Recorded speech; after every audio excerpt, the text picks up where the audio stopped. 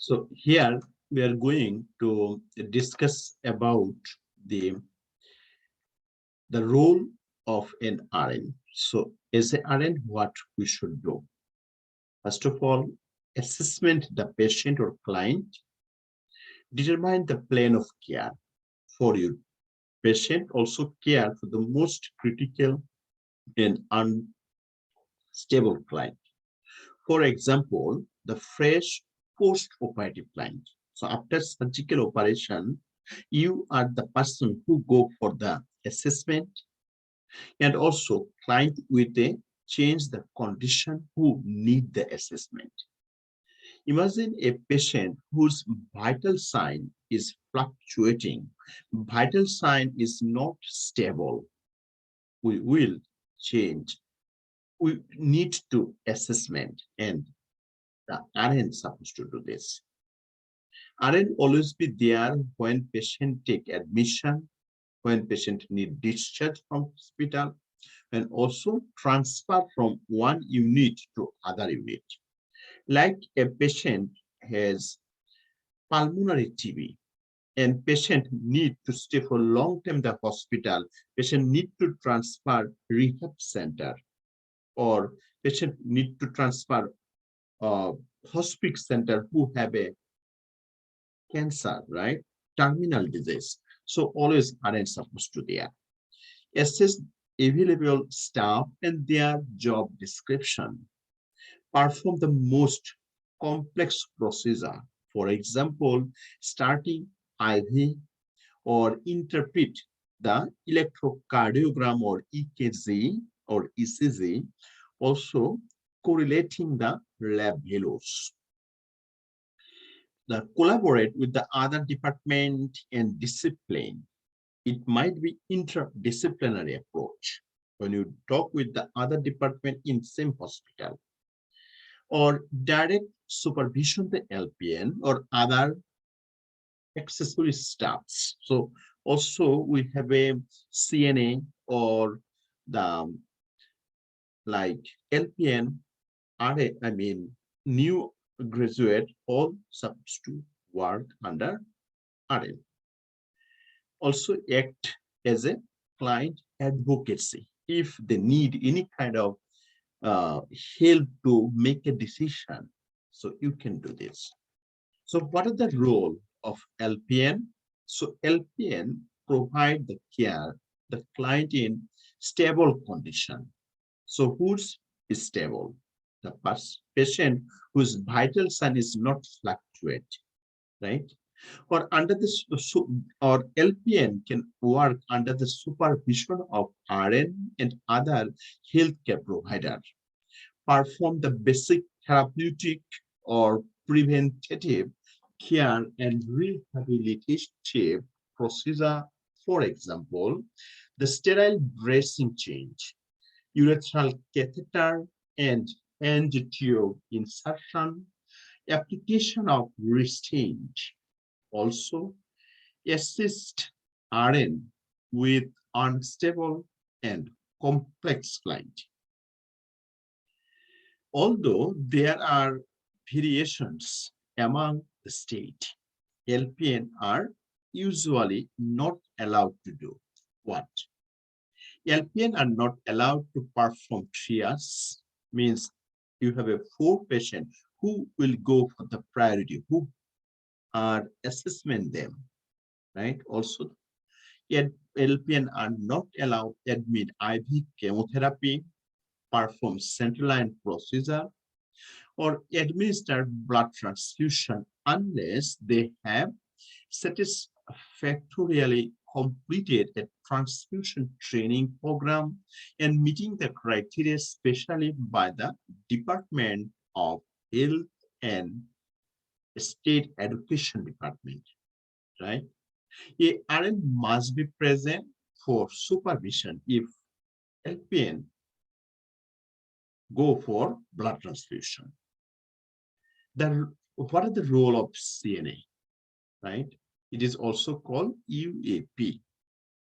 So CNA provide the routine job, non-skilled care such as bed making, bed bath, Also routine vital sign monitoring, or if patient need any kind of enema or pharyngeal suctioning, right? CNA is supposed to do this.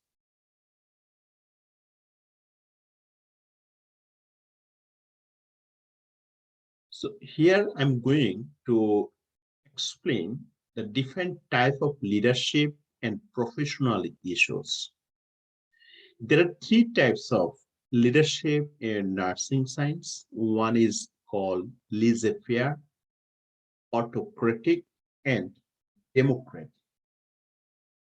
So first of all, laissez-faire means offer the little, if any, guidance. So team leader do this. So laissez-faire leadership, also known as delegative leadership.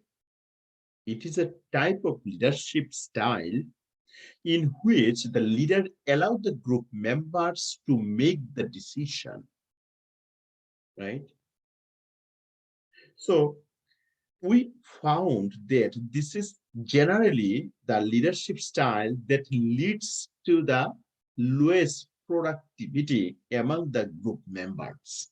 So each and every group member can participate to make a decision, or leader can choose the best decision. Next one is called autocratic leadership. It is a bit restrictive. So autocratic leadership, or this kind of leadership, takes a little input from the other member and try to control every decision of the organization. So team leader or team nurse can take the decision. This type of leadership is better for making the first decision, and when it requires the error-free outcome. Let me recap it. Autocratic leadership is a type of leadership that is characterized by decision making without input of your team members. In an autocratic leadership style, the leader makes all of the decision without any consultation or input from the rest of the team members. The next one is called democratic, means consult with the staffs. Democratic leadership style, also known as participating style, means everybody can participate. It is encourage the staffs to be a part of the decision making, right?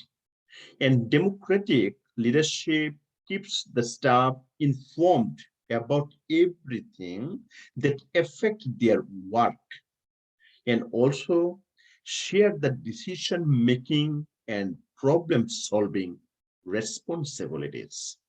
So consult with the staff. So like we have a team and team leader is a RN, she can discuss with every members. Next one is professional issues.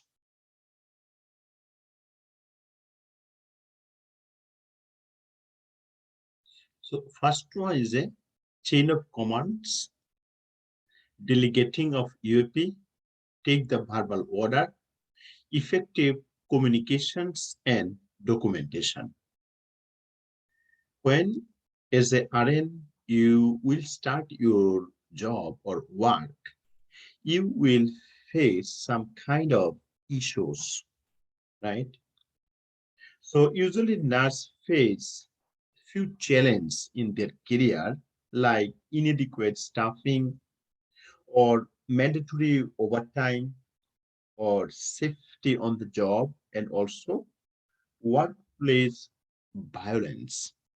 Whatever it is, during working, we have to work in a disciplined way, and also we work in a team, and we have a team leader. So under a team leader, RN work, other RN will work, LPN can work, MD can work, CNA can work, social worker can work, therapist can work. So the team leader is a RN, right? Or nurse manager. So chain of commands we have to follow. Also, the team leader or RN can delegating the other LPN or UFE to the suitable patient. Also, we taking the verbal order to the patient and other staff member. And if always when they communicate, it should be the effective communication to the patient or to the other staffs. Also, whatever we do, we keep the documentation. Let me talk about more. What is delegation? Delegation, first of all, the RN should never delegate the assessment portion of the nursing process. So RN will not delegate LPN or CNA for any kind of patient assessment. The RN or LPN should never delegate teaching or evaluation phase of the patient care. The RN is ultimately responsible for all tasks delegated to CNA or UAP. Be aware of competence and job description of those to whom you delegate. Also, communicate effectively. The nurse must be sure to follow up on all tasks that were delegated. If criticism is necessary, it should be the private. Means if you do something wrong, the team leader will not make you correct in front of patient. They call you, go to the private areas and then explain. It is very important. Document the unsafe practice and procedure. Manage your time very effectively.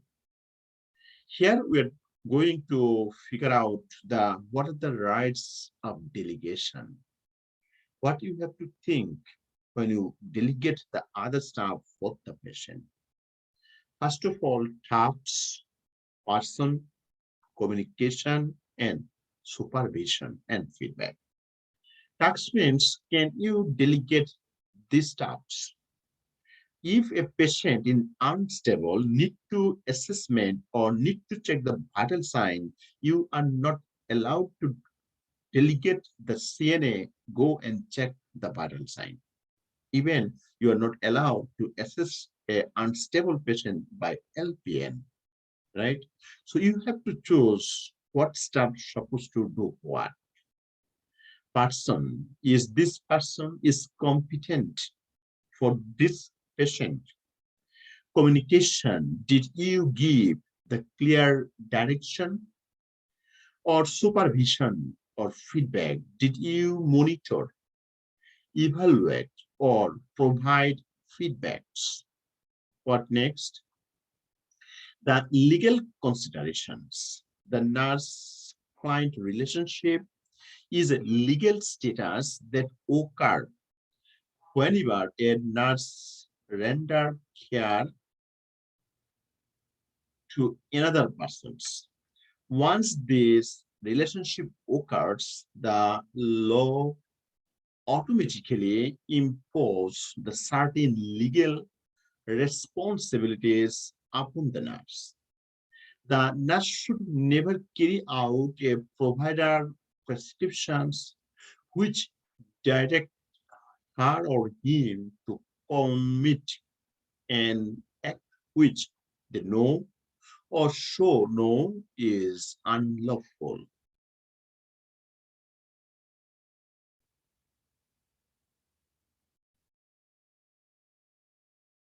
Here we're going to focus more about some, uh, ethics and principle, particularly terminology. Here we go, the good uh, Samaritan law. So it act that protect those persons who chose to aid others who are ill or injured from liabilities. It does not cover the gross negligences. So let me tell you one more time.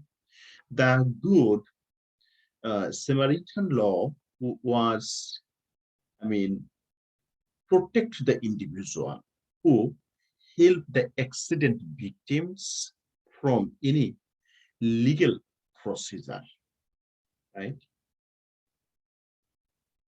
So, like to remove any fear of legal intervention, even payment of fee or police hasslement to, or that times we need to use the good Samaritan laws.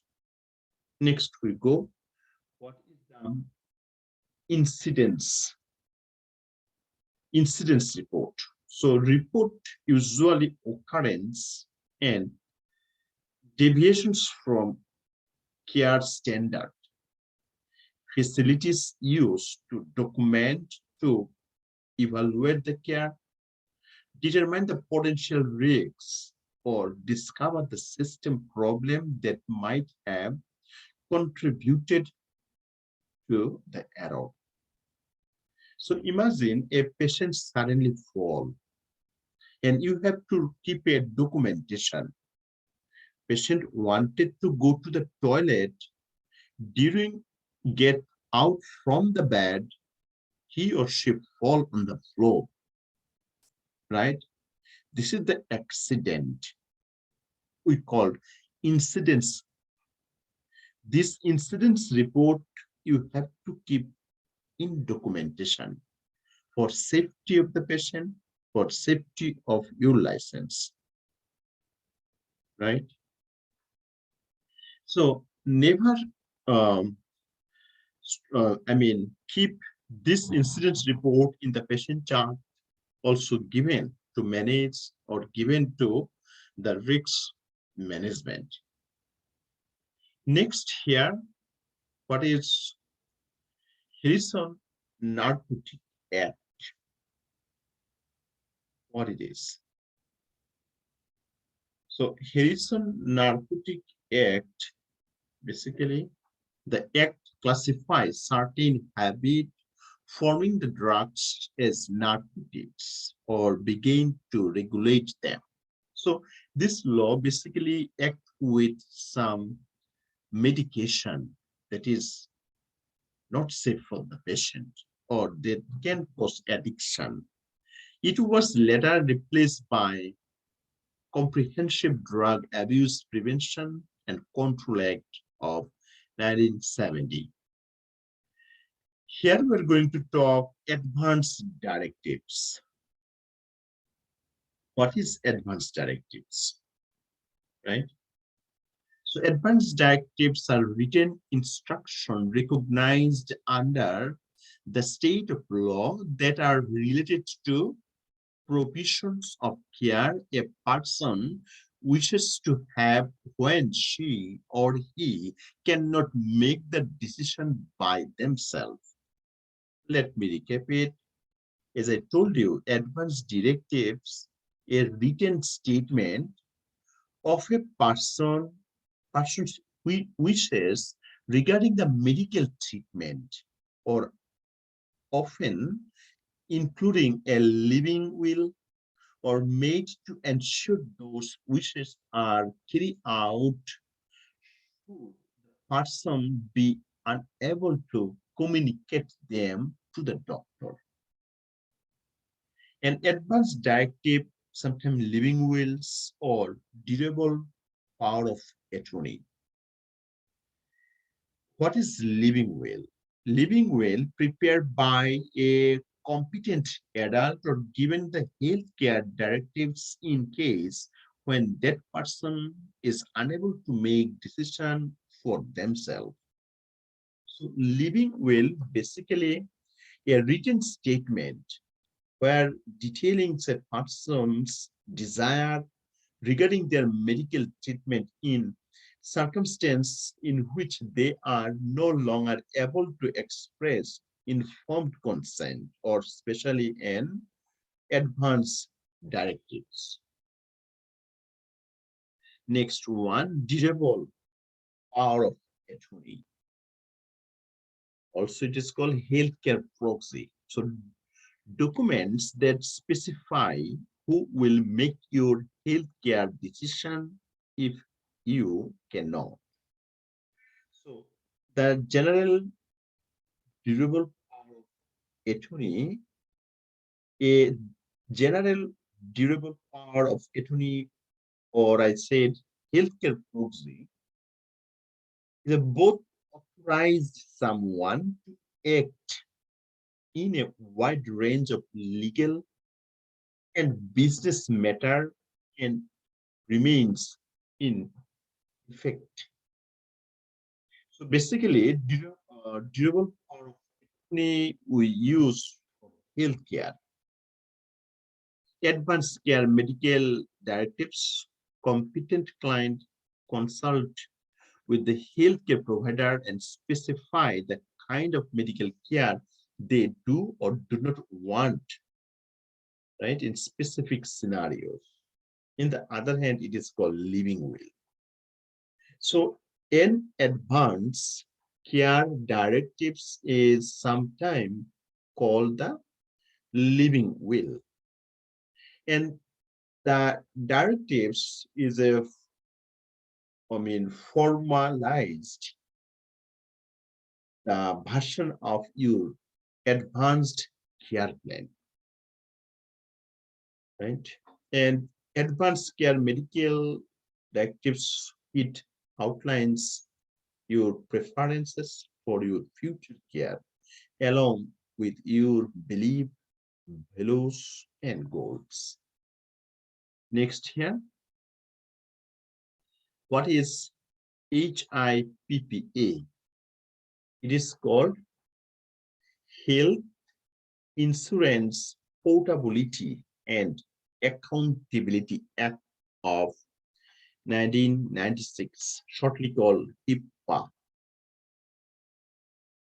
So, the protection, the confidentiality of a patient's healthcare information. It requires physicians, nurses, hospitals, and other healthcare providers to inform the client how their healthcare information is issued and or disclosed. So the Health Insurance Portabilities and Accountability Act, commonly known as HIPAA, is a series of regulatory standards that outline the lawful use and disclosure of protected healthcare informations, right?